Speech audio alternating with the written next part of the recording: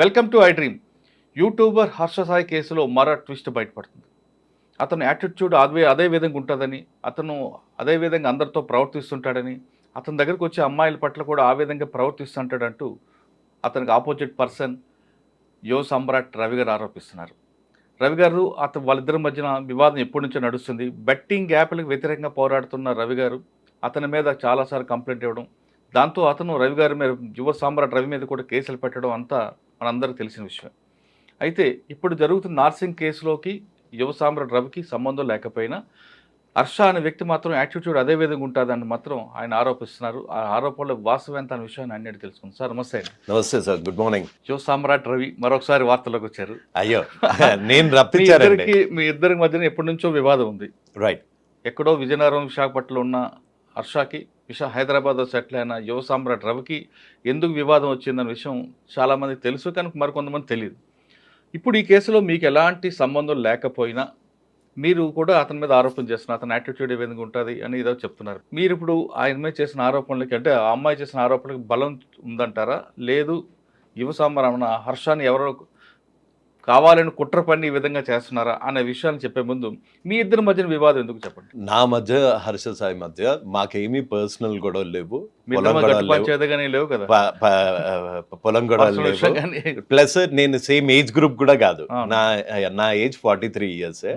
So గత కొంతకాలంగా ఒక 4 years బ్యాక్ బెట్టింగ్ యాప్స్ తోని ఇతను సాయం చేస్తున్నాడు అన్న నిజాన్ని ప్రజలకి చెప్పినందుకు అప్పట్లో తన సోషల్ మీడియా ఫాలోవర్స్తోని, రాజేష్ మహాసేన లాంటి వాళ్ళతోని నన్ను పిచ్చి బూతులు తిట్టించాడు. యూట్యూబ్లోను, ఇన్స్టాగ్రామ్లోను పచ్చి బూతులు తిట్టించాడు. అంటే ఆయన చెప్తున్న వెర్షన్ బెట్టింగ్ యాప్తో చేయించడం నేరం అని మీరు కాదు, చట్టమే చెప్తుంది. లేదు, కానీ ఆయన ఏమంటారంటే విరాట్ కోహ్లీ వాళ్ళే చేస్తున్నప్పుడు నేను చేస్తే నష్టం ఏంటి, నేను కూడా నా సర్కిల్లో ఒక లిమిట్ చేశాను కదా అని అంటారు. సో ఒక డిఫరెన్స్ అండి. విరాట్ కోహ్లీ ఒకవేళ బెట్టింగ్ యాప్ ప్రమోట్ చేసినా తీసుకొచ్చి ఇన్స్టాగ్రామ్ పేజ్లోను, యూట్యూబ్ పేజ్లోను, పర్సనల్ ఇన్స్టాగ్రామ్ పేజ్లోను, పర్సనల్ యూట్యూబ్లోను పెట్టుకుంటాడా? పెట్టుకోడు. ప్లస్ విరాట్ కోహ్లీ ఏది సపోర్ట్ చేసే ఆర్ అడ్వర్టైజ్మెంట్ చేసే ఎటువంటి యాప్ ఇక్కడ ఓపెన్ కాదు, ఎందుకంటే అవన్నీ లీగల్. ఇతను చేసే యాప్స్ మటుకు అంత పత్తాపారం. కురుసాబో అనే కంట్రీలో ఈ యాప్స్ అన్ని రిజిస్టర్ అయ్యాయి, ఇల్లీగల్గా ఇక్కడికి వస్తాయి. ఆ లింక్ తీసుకొచ్చి అది ఆడటం వల్ల మీకు లక్షలు బెనిఫిట్ వస్తాయి అని ఒక పేదవాడి దగ్గరికి వరకు తీసుకెళ్లే ఒక cyber terrorist is Harsha Sai. Okay, మీరు అన్నట్టు ఆరోపణ చేస్తున్నారు. రైట్. ఆయన ఏమంటారంటే దానికి నేను కాకపోతే ఇంకొకరు చేస్తారు, అంటే ఇంకొకటి మర్డర్ చేస్తాడు, ఇంకొకటి చేస్తాడు కాబట్టి నేను నా సర్కిల్ వరకే దీనికి ఒక బౌండరీ చేస్తాను అంటాడు ఆయన. అతని సర్కిల్ పెద్దది కదండి. అతనికి ఆల్మోస్ట్ 14 million ప్లస్ సబ్స్క్రైబర్స్ ఉన్నారు. అంటే 1,40,00,000 అందులో మెజారిటీ పూర్ విలేజర్స్. ఎవరైతే అమాయకులు, ట్రైబల్ పీపుల్ ఎవరైతే అమాయకులు, అక్కడే తన వీడియోలు ఉంటాయి, కానీ సిటీస్లో ఉండవు. ఎందుకంటే సిటీస్లో ఇతన్ని చూస్తే దొంగ అన్నది క్లియర్ అయిపోతుంది. అట్లీస్ట్ 10th class అన్నా, ఇంటర్మీడియట్ అన్నా చదువుకున్న వాడికైతే ఇతన్ని చూస్తే ఈ హర్ష సాయి అనేవాడు దొంగ, నీకు ఈ ట్రాన్స్ఫర్లు వచ్చిన ఈ రోజుల్లో డబ్బులు కట్టల్లాగా పట్టుకొని వెంట్రుక తీసినందుకు కట్టలు ఇవ్వాలి, దాన్ని వీడియో చేయాలి, దాని వెనకాల ఒక బ్యాక్గ్రౌండ్ మ్యూజిక్ పెట్టాలి, మేఘం ఉరిమింది, వర్షం కురిసింది, ఇవన్నీ చేస్తాడు, ఇవన్నీ చెయ్యాలి. ఇంత డ్రామటైజ్ చేస్తే బేసిక్ చదువుకున్న వాడికి ఎవరికైనా, అంటే ఒకళ్ళకి తప్ప, అది మన తాటికొండ చిరంజీవి గారికి తప్ప ప్రతి ఒక్కరికి ఇతను number 1 polished cold blooded criminal అన్నది అర్థమైపోతుంది. అండ్ ఇవాళ వచ్చిన ఇష్యూ ఏంటి, ఒకవేళ ఆయన డబ్బులు మీరు గ్యాంబ్లింగ్ చేసి తీసుకొచ్చాడు బెట్టింగ్ యాప్లతో అనుకుందాం, వచ్చిందా డబ్బుల్ని పేదవాళ్ళు పంచున్నాడు కదా మీకు. ఇప్పుడు నేను మర్డర్ చేసి వచ్చి పేదవాళ్ళకి చంపుతూ వీడియోలు చేస్తా, నేను చేసిన తప్పు ఒప్పు అయిపోతుందా? కాదు. సో అంతే, డ్రగ్స్ అమ్మిన డబ్బులతో సాయం చేస్తే అది సాయం అనిపించుకుంటుందా? ప్లస్ ఇంకొకటి ఏంటి, జనాలు ఎవరన్నా ఇప్పుడు వీరప్పన్ లాంటి వాళ్ళు కూడా ఎంతో కొంత ఎవరికో ఒకరికి పేదవాళ్ళకి హెల్ప్ చేశారు.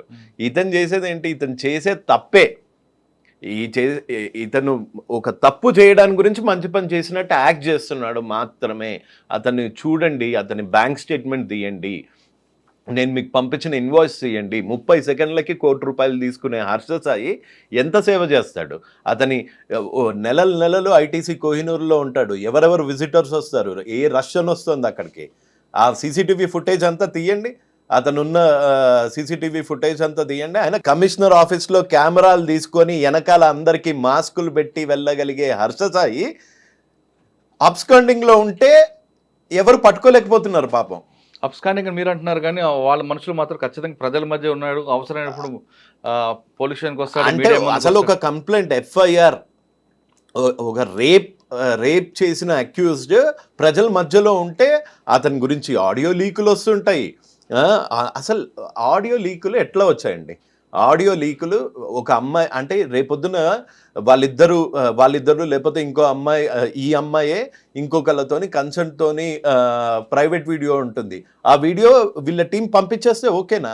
అలా ఎంతమంది ఆడపిల్లల జీవితాలు ఉన్నాయి ఆ హార్డ్ డిస్క్లో. అంటే ఆయన చెప్తున్నట్లుగా అందులో అమ్మాయి అతనికి ప్రేమిస్తుంది, అదే ఆ అమ్మాయి అతన్ని ప్రేమిస్తుంది, ఆ అమ్మాయిని ప్రోత్సహించింది అనే విషయాన్ని చాలా క్లియర్ గా ఇతను ఎలా పసిగట్టాడు?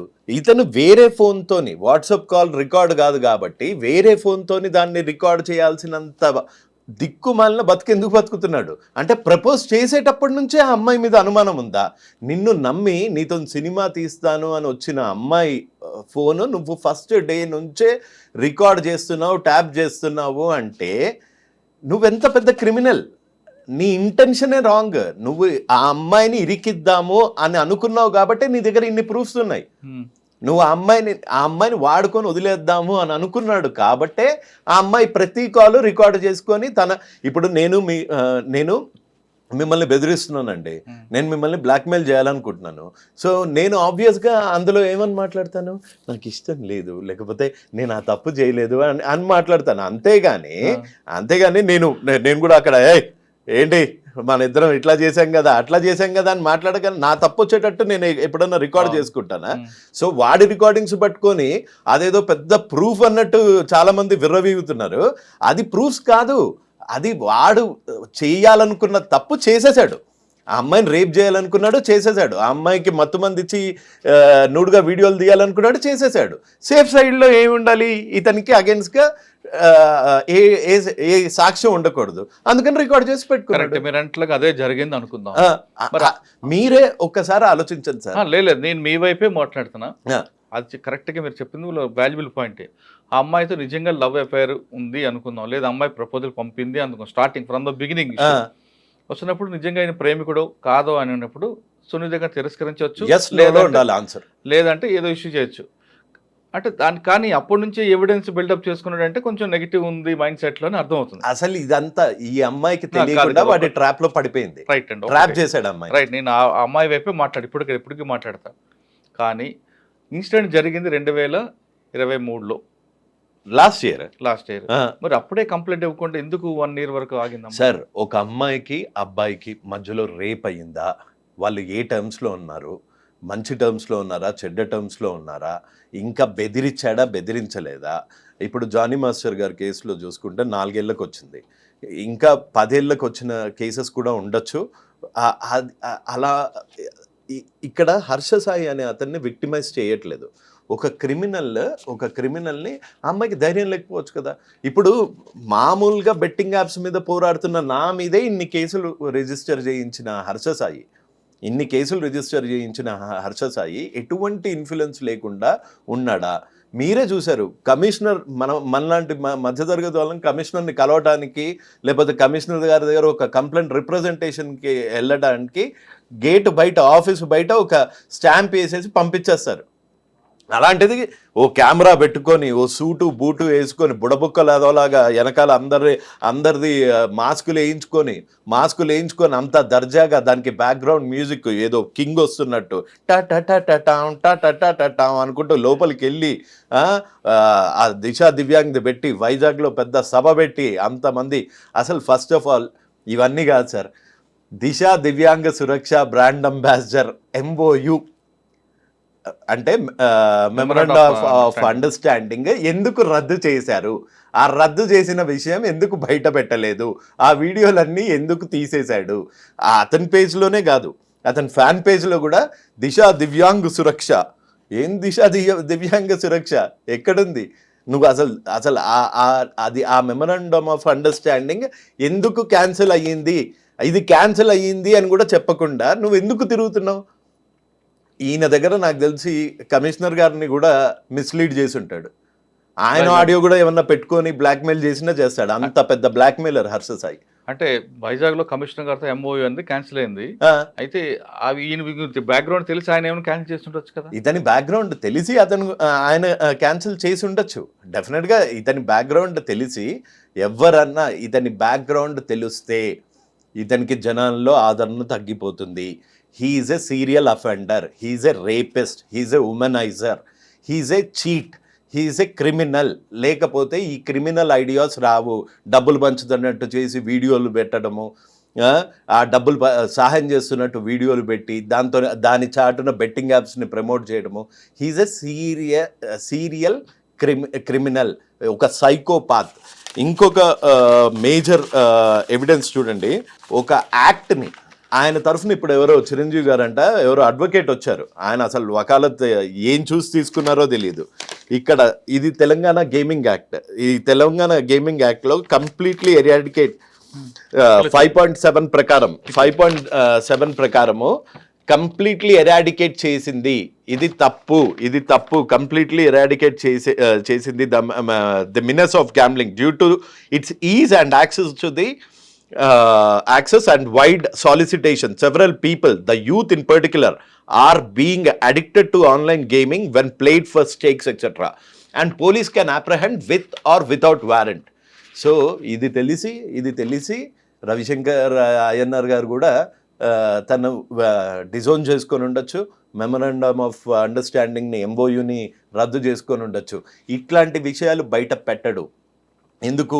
నా వెనక వాళ్ళున్నారు, వీళ్ళున్నారు, ఈ పొలిటీషియన్స్ ఉన్నారు, ఆ పొలిటీషియన్స్ ఉన్నారు. ఎవరున్నారండి ఆయన వెనక? పొలిటీషియన్స్ ఉన్నారు.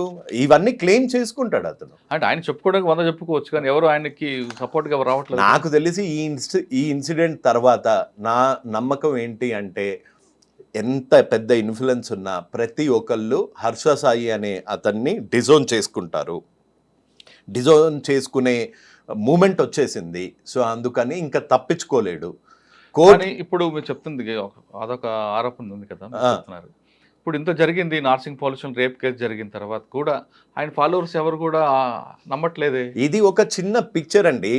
అతని ఫాలోవర్స్ ఇంకా అతను ఇస్తున్న మత్తు మందులో ఉన్నాడు. ఈ ఆడియో రికార్డులు ఇవేవి కోర్టులో అడ్మిసిబుల్ ఎవిడెన్స్ లాగా ఉండవు. సో ఈ వాయిస్ రికార్డులు, ఈ పత్తాపారము యూట్యూబ్ వ్యూస్కి మటుకు సరిపోతుంది. కానీ ఒక్కసారి కోర్టు జడ్జి గారు చూశారు అంటే మటుకు డెఫినెట్గా ఇతనికి శిక్ష పడటం ఖాయం, ఇతను జైలుకి వెళ్ళటం ఖాయం. అండ్ బెట్టింగ్ యాప్స్లో ఇతని బ్యాంక్ అకౌంట్స్ అన్నీ ప్రోబ్ అయ్యి, ఈడీలో ప్రోబ్ అయ్యి, ఇతను చేసిన పత్తాపారము, ఇతని వెనకాలన్న పొలిటీషియన్స్ ప్రతి ఒక్కళ్ళు రోడ్డు మీదకి రావటం 100% అవుతుంది. ఇంకో చెప్పండి. అతని దగ్గర సాయానికి వెళ్ళిన ఒక అమ్మాయిని ఎట్లా మాట్లాడాడు అన్నది మీకు ఒక ప్లే చేసి వినిపిస్తాను. నిజంగానే వాడు బ్రోకర్ నా కొడుకు సార్. నిజంగానే వాళ్ళు చీప్ గా మాట్లాడతాడు సార్. వాడు లేడీస్ కి కొంచెం కూడా రెస్పెక్ట్ అనేది లేదు సార్ వాడి దగ్గర. అంటే మీరు ఆ అమ్మాయి చెప్తున్నట్లు ఆరోపణలో నిజమే ఉండొచ్చు, కానీ ఇంకొక పార్ట్ తీసుకుంటే. ఒక్క నిమిషం. నా పేరు వచ్చి గులాబ్ జాన్ అండి. వీడియోస్ అన్ని చూసి పూర్ పీపుల్స్ కి హెల్ప్ చేస్తున్నారని నేను, మా అక్క, మేమందరము ఆర్కే బీచ్కి వెళ్ళాము. అప్పుడు నా ప్రాబ్లం చాలా పెద్దదిగా ఉన్నది. నాకు మైండ్ అనేది పని చేయదండి. హెల్ప్ చేస్తాడు అని ఆశపడి వెళ్ళిన అమ్మాయిని ఎంత ఘోరంగా తిట్టాడు. అంటే ఇక్కడ 2 రకాలు ఉంటాయండి గారు. ఒక మనిషి మీ దగ్గరికి సహాయం కోసం వచ్చారు, మీ సహాయం చేశారనుకోండి, సామ్రాట్ యువ సామ్రాట్ కాదు భారత్ సామ్రాట్ అయినా అని పొగుడతారు. అవును. ఓకే, అవును. మీరు యువకుడు కాదు కానీ యువకుడు సామ్రాట్ అంటారు మీకు. అవును. ఒకవేళ మీరు కానీ మీకు చేతనైతే చేస్తారు, మీ వల్ల కాలేదనుకోండి, మీరు సున్నితంగా తిరస్కరించిన ఆ, వాళ్ళు ఏం చేస్తారంటే ఈయన యువ సామ్రాట్ కదా ముసలి సామ్రాట్, Hmm. ఈయన వాళ్ళ చేస్తాడు, ఈయన అదన్నాడు ఇదన్నాడు అని చెప్తూ సాధారణంగా మనుషుల నైజం అది. ఆ. మరి ఆ దీంట్లో మనం ఈవిడని చూడకూడదు. అంటే ఒక 15 రోజులు వైజాగ్ బీచ్లో పిల్లల్ని వేసుకొని ఉన్న వాళ్ళని కూడా ఒకవేళ సాయం చేయలేనమ్మా అని ఉంటే, సాయం చేయలేనమ్మా నా ఆర్థిక పరిస్థితి బాగాలేదు అని ఉంటే, ఆవిడ ఇలా మాట్లాడేది వాళ్ళు కాదు. ఆవిడ్ని తిట్టారు, దుర్భాషలాడారు. ఆవిడ ప్రూఫ్స్తో పాటు పంపించింది, మీకు పంపిస్తాను Okay. అవన్నీ. సరే ఇప్పుడు మన ఈ కేసు గురించి చూద్దామండి. ఆ, ఆయన ఏం చెప్తారంటే హర్ష సాయి, Hmm. నాకు ఆమెకి మధ్యన ప్రొడ్యూసర్ అండ్ హీరో మధ్య కనెక్షన్ మాత్రమే. ఓకే. ఆమె నాతో సినిమా తీస్తా అన్నారు. ఆమెతో పాటు ఎవరో బాలచంద్ర అనే వ్యక్తి Right. ఆయన ఉన్నారు. కానీ నా దగ్గర అడ్వాన్స్ ఇస్తాను ఏమీ లేదు. ఆ, వాళ్ళు నన్ను పెట్టుకొని అప్పులు చేయడం స్టార్ట్ చేశారు, నా కాల్ షీట్ చూపించుకుంటూ. సరే, ఒక్క ఈయన నిమిషం, పవన్ ఒక్క కళ్యాణ్ నిమిషం, ఒక్క నిమిషం. నా కాల్ షీట్ నా ఫేస్ చూపించుకొని అప్పులు చేస్తున్నారు. ఆ విషయం నాకు వేరేదో తెలిసింది.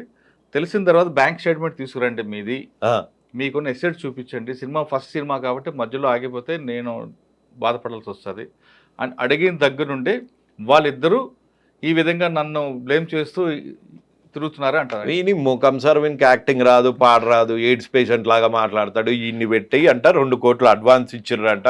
వాళ్ళకి అసలు వాళ్ళకి బేసిక్ సినిమా మీద నాలెడ్జ్ లేదు. ఒక స్టోరీ, ఈడే డైరెక్టరు, ఈడే మ్యూజిషియను, ఈడే హీరో, హీరోయిన్ కూడా ఈయనే చేయమనండి. అదేదో భాస్కర్ అవార్డు లాగా హర్ష కసాయి అవార్డ్స్ అని వీడికే ఇప్పిద్దాము. అంటే 2 కోట్లు ఇవ్వడం అవాస్తవం అంటారా వాస్తవం అంటారా? ఏది నాకు తెలీదు. మీ వర్షంలో నేనైతే 2 రూపాయలు ఇయ్యా విన్ యాక్టింగ్కి, నేనైతే 2 రూపాయలు ఇయ్యా. ఎయిడ్స్ పేషెంట్ లాగా కింద వండుకుంటాడు, లేస్తాడు.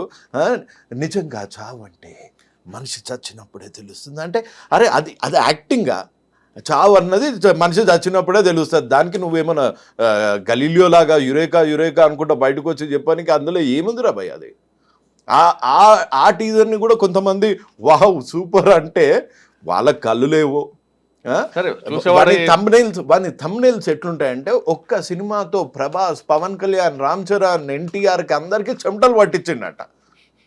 ఏది మీరు అంటే కొంచెమన్నా సిగ్గుండాలి సార్. అంటే పెట్టుకొని కన్నా మన ఆడియో టీజర్ లాంచ్ థంబ్నెయిల్ ఏంటంటే, ఒక్క ఇంటర్వ్యూతో ఒక్క మీడియాతో నువ్వు గుక్క తీసుకోకుండా అండ్ కుక్కలాగా అరవకుండా, కుక్కలాగా చేయకుండా నువ్వు ఒక్కటి చేయవయ్యా.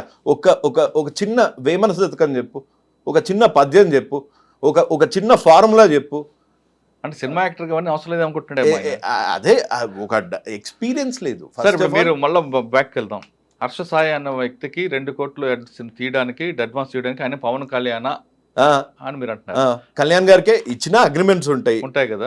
అంటే ఇప్పుడు ఈయనకి హర్షకి 2 కోట్లు ఇచ్చారని ఆమె చేసిన ఆరోపణ కూడా అవాస్తవం అనుకోవచ్చా? వాస్తవమా మళ్ళీ చెప్తున్నా. అసలు టీజర్ అయితే బయటకు వచ్చిందా? వీని 3rd క్లాస్ యాక్టింగ్ అయితే బయటకు వచ్చిందా? వీనితో సినిమా తీద్దామని నా అంత పెద్ద సూపర్ స్టార్తో సినిమా తీద్దామని ఇల్లే వచ్చిర్రా అంటారా? ఇన్ని వాస్తవాలు అయినప్పుడు, ఇన్ని టీజర్లు బయటకు వచ్చినప్పుడు వాళ్ళు అడ్వాన్స్ ఇచ్చారు లేకపోతే వాళ్ళు డబ్బులు ఇచ్చారు అన్నది ఒక్కటే అవాస్తవం అని ఎందుకు అనుకుంటున్నారు? కానీ హర్ష చెప్పే విషయం ఏంటంటే, నన్ను పెట్టుకొని 2 కోట్లు వాళ్ళు అప్పులు చేస్తున్నారు, వాళ్ళ స్టేట్మెంట్ ఇవ్వమంటే. అసలు వీన్ని నేను హర్ష సాయితోని సినిమా తీస్తా, ఇప్పుడు నేను తీస్తా సినిమా, నాకు ఎవడన్నా అడ్వాన్సులు పంపించండి, 10 రూపాయలు రావు, 10 రూపీస్ రావు. అంటే టీజర్ రిలీజ్ అయింది కదా వాళ్ళు 10. వాళ్ళకంత తెలివి ఉంటే ఈ దిక్కుమాలినోడి దగ్గర ఎందుకు ఇరుక్కుంటారు సార్? సరే, హర్ష విషయంలో వాళ్ళు డబ్బులు ఇచ్చారు అనుకుందాం టెంపరీగా.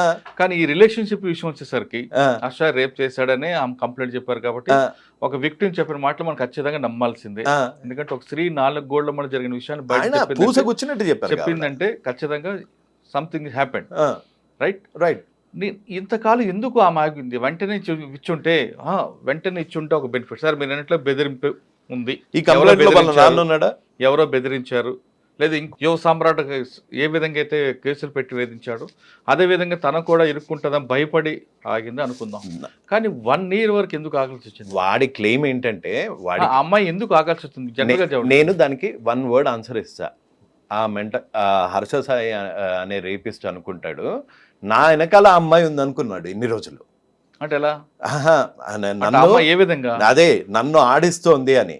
నేను ఎప్పుడైతే సార్ బండారం బద్దలు కొట్టానో, ప్రతి వీడియో ఎప్పుడైతే మిలియన్స్ ఆఫ్ వ్యూస్లోకి వెళ్ళిపోయాయో అప్పటి నుంచి ఈ బాధితులకి ఒకలాంటి భరోసా వచ్చింది, ఒకలాంటి ధైర్యం వచ్చింది. అంటే ఇప్పుడు ఇకపై ఆ అమ్మాయి లాంటి వాళ్ళు కూడా ముందుకు వస్తారంట. ఆల్రెడీ కాంటాక్ట్లో ఉన్నారు. This is just the beginning of a very big dirty picture. మనం ఒక టైల్ని చూస్తున్నాము. ఇది బెట్టింగ్ యాప్స్తోని స్టార్ట్ అయినా ఇది ఎంత పెద్దగా వెళ్తుంది అన్నది నాకు కూడా బై గాడ్స్ గ్రేస్ నాకు కూడా కొన్ని ఆధారాలు వచ్చాయి. నన్ను కొంతమంది వేరే విక్టిమ్స్ కూడా కాంటాక్ట్ చేశారు. వాళ్ళకి ఇంకా ధైర్యంగా బయటికి వచ్చి ఇతను చేసిన దుర్మార్గాలు చెప్పడానికి అమ్మాయిలు సార్, వాళ్ళ ఫ్యామిలీ ఉంటుంది, పెళ్లి కావాల్సిన ఏజ్లో ఉంటారు.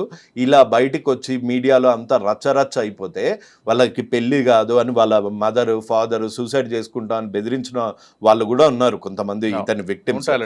సో ఇతని గురించి నా వాయిస్ విని నా వెనకాలకు వచ్చి బాధితులు ఉన్నారు, కానీ బాధితుల వెనకాల నేనున్నాను, కానీ నా వెనకాల బాధితులు లేరు. ఇకపై వస్తారు. ఇక చెప్పా కదా, ఇది just beginning of a very big dirty picture, just the beginning.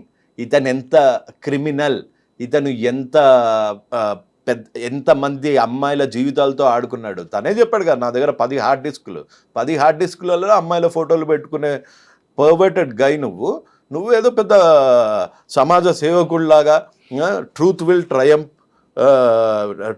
Triumph కూడా కాదు, ఇట్లా పెట్టి మై లాయర్ తాడికొండ చిరంజీవి వీళ్ళ అడ్రస్ అంటే ఏం అడ్రస్ చేస్తాడు ఆయనను కూర్చోబెట్టి ఆయన తద్దనా బద్దనా అంటున్నాడు. అక్కడ ఛత్రపతి డైలాగులు చెప్తున్నాడు. చెప్పండి, అంటే ఈ ఇష్యూ ఇక్కడతో కాదు, ఇంక ముందు ముసలి పండుగ. అసలు యాక్చువల్గా మనం చిన్నప్పుడు చదివాం, పువ్వు పుట్టగానే పరిమళిస్తుంది అన్నట్టు. ఈ హర్ష సాయి ఫ్యామిలీ బ్యాక్గ్రౌండ్ ఏంటి? రాధాకృష్ణ కతియార్ ఏ వ్యాపారం చేసేవారు? ఆయన వడ్డీ వ్యాపారా కాదా? ఎంతమంది పేదవాళ్ళ రక్తం తాగాడు? ఇతను గీతం కాలేజ్లో ఇతను చేసిన చేష్టలేంటి? అసలు నేను ప్రతి ఒక్క పేరెంట్కి, ఈ హర్ష సాయి అనే వాడిని ఫాలో అయ్యే ప్రతి ఒక్క పేరెంట్కి, ప్రతి ఒక్క మనిషికి చేతులు జోడించి చెప్తున్నా, మీ పిల్లలు గనక ఇట్లాంటి వాడిని గనక ఫాలో అయితే వాళ్ళు కూడా అలానే తయారవుతారు. చదువు సంధ్యలు వదిలేసి ఈ ఫేక్ వీడియోలు చేసుకుంటూ ఈ ఫేక్ ఫాలోవర్స్ గురించి ఒక ఫేక్ వరల్డ్లో బతుకుతారు. మేము హర్ష సాయి లాగా అయిపోవచ్చు, మేము హర్ష సాయి లాగా మిలీనియర్స్ అయిపోవచ్చు, ఈ సేవ చేస్తున్న డ్రామా చేస్తే అని అలా తయారవుతారు. దయచేసి మీరు ఎంక్వైరీ చేయండి. గీతం కాలేజ్లో ఈ హర్ష సాయి ఏంటి, అతని ఊర్లో కాసింకోటలోనో ఎక్కడో అతను చేసిన చేష్టలు ఏంటి, అతని బ్యాక్గ్రౌండ్ ఏంటి, వాళ్ళ నాన్న బ్యాక్గ్రౌండ్ ఏంటి, ఇతని బ్యాక్గ్రౌండ్ ఏంటి, ఇతను చేసిన చిల్లర పనులు ఏంటి, ఇతని చిల్లర వీడియోలు ఏంటి, ఇవన్నీ మీరు ఎంక్వైరీ చేసి అప్పుడు మీ పిల్లల్ని అలో చేయండి. లేకపోతే మీ పిల్లలు కూడా హర్ష సాయి లాగా తయారవుతారు. కరెక్టే అండి, మీరు చెప్పింది మంచి మెసేజ్. కానీ ఎవరు అభిమానిస్తే ఆ హీరో గురించి మీకెందుకు? ఇప్పుడు పవన్ కళ్యాణ్ గారు ఉన్నారు, చిరంజీవి గారు ఉన్నారు, జూనియర్ ఎన్టీఆర్ ఉన్నారు, ప్రభాస్ ఉన్నారు. చాలా కింద స్థాయి నుంచి వాళ్ళు స్టార్ట్ చేసి ఒక యాక్టింగ్ అన్న ఫౌండేషన్ నుండి ఒక కోర్స్ తీసుకొని ఒక హార్స్ రైడింగ్, ఫైట్ సీన్స్, ఇవన్నీ డాన్స్, ఇవన్నీ నేర్చుకొని వచ్చారు. అంతేగాని సచిన్ టెండూల్కర్ అవ్వచ్చు, మీరు అంటున్న Virat Kohli is not known for betting apps. Virat Kohli is known for getting a cup, world cup for India. Dhoni వాళ్ళు ఎన్నేళ్ళు కఠోర శ్రమ చేస్తే వాళ్ళు ఆ స్థాయికి వచ్చారు. ఇతను ఏంటండి 2 ఏళ్ళు సేవ చేస్తున్నట్టు డ్రామా చేసి బెట్టింగ్ యాప్స్ ప్రమోట్ చేసి కోట్లు తీసుకొని వాళ్ళతో పాటే ఇతను అనుకుంటాడు. అసలు ఇతని యాటిట్యూడ్ ఒక్కసారి చూడండి. ఇతని యాటిట్యూడ్ మీకు ఒక ఆడియో వినిపిస్తాను.